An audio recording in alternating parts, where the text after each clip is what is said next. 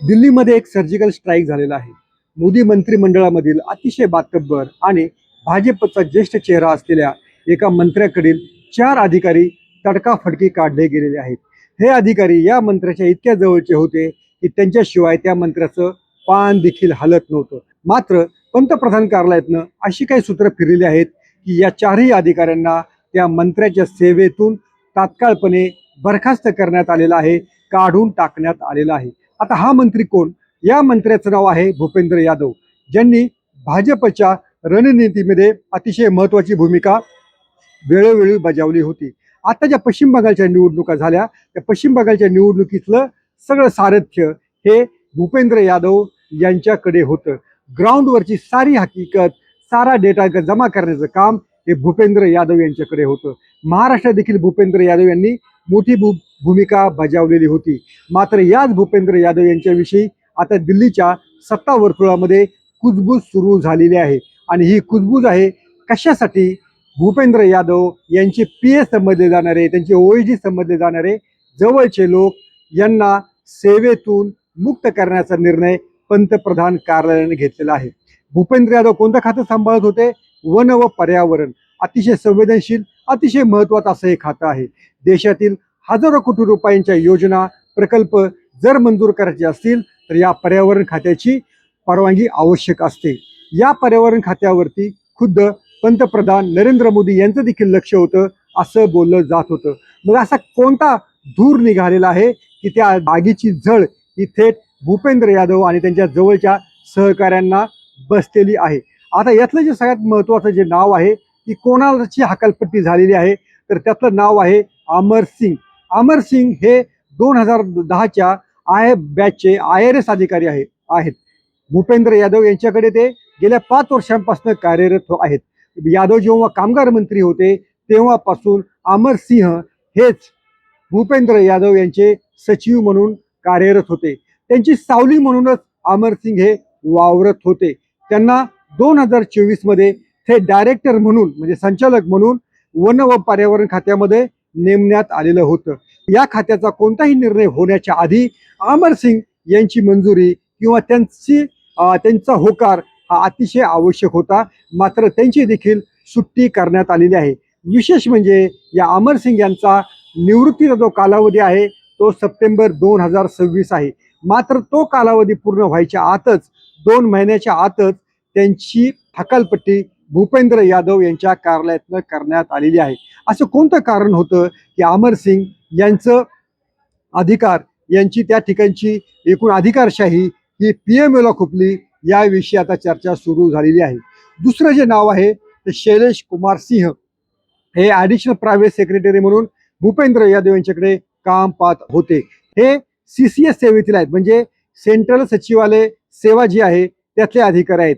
या वन व पर्यावरण मंत्रालयातल्या ज्या फायलींचा जो सगळा प्रवास असतो त्या प्रवासांवरती, त्या फायलींवरती लक्ष ठेवायचं काम हे शैलेश कुमार सिंह यांच्याकडे होतं.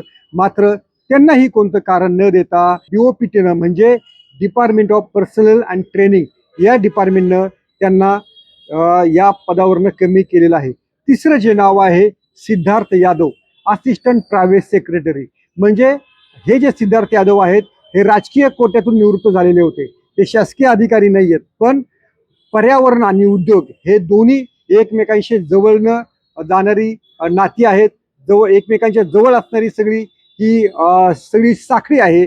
आणि अनेक उद्योग समूहांचं लायझनिंगचं काम हे सिद्धार्थ यादव पाहत होते की काय, अशी चर्चा दिल्लीच्या सत्ता वर्तुळात सुरू आहे. त्यामुळं सिद्धार्थ यादव हे देखील भूपेंद्र यादव यांच्यासाठी महत्वाचे होते. अनेक बडे उद्योगपती हे सिद्धार्थ यादव यांच्या कनेक्शनमध्ये होते, त्यांच्या कॉन्टॅक्टमध्ये होते. आणि जर भूपेंद्र यादव यांची जर तुम्हाला भेट घ्यायची असेल तर सिद्धार्थ यादव यांच्याशी आधी तुम्हाला बोलावं लागायचं, इतकं त्यांचं या खात्यामध्ये महत्व होतं.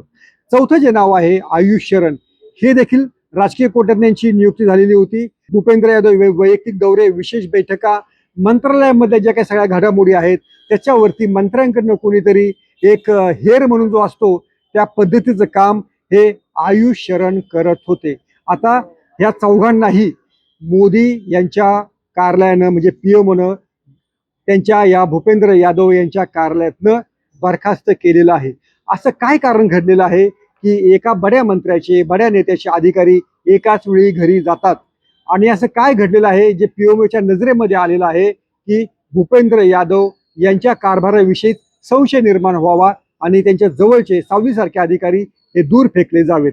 पीएमओचं या मंत्र्यांवरती अतिशय लक्ष असतं, हे आपण आतापर्यंत ऐकून होतो. पण एकाच वेळी एका बड्या मंत्र्याचे 4 पीए घरी जाणं ही साधी सोपी गोष्ट नाहीये.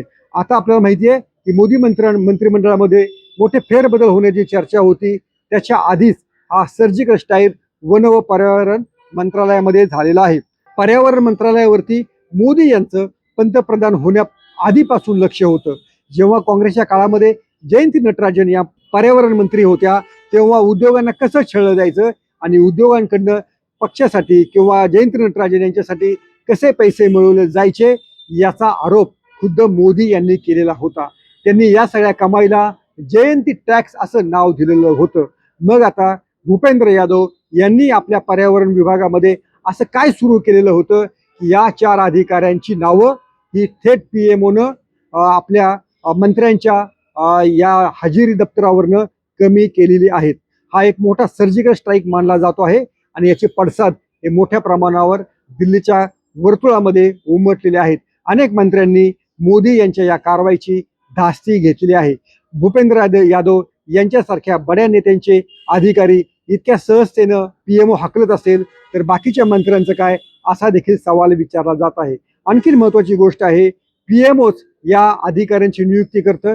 पीएमओच्या परवानगीशिवाय या अधिकाऱ्यांना मंत्र्यांच्या सेवेमध्ये घेतलं जात नाही. मग याच्या आधी या अधिकाऱ्यांची किंवा या पीए मंडळींची चौकशी कसून झालेली नव्हती का, असा देखील प्रश्न उपस्थित होत आहे. आता या पीएनचं किंवा ओईजींचं किंवा सचिवांचं घरी जाणं याचा परिणाम भूपेंद्र यादव यांच्या घरी जाण्यामध्ये होतो का, हे आपल्याला आगामी काही दिवसांमध्ये कळू शकेल. पण सध्या तरी दिल्लीतील सगळे मंत्री हादरलेले आहेत, त्यांची बोबडी वळालेली आहे, एवढं मात्र निश्चित. पाहत राहा लेट्स अप मराठी.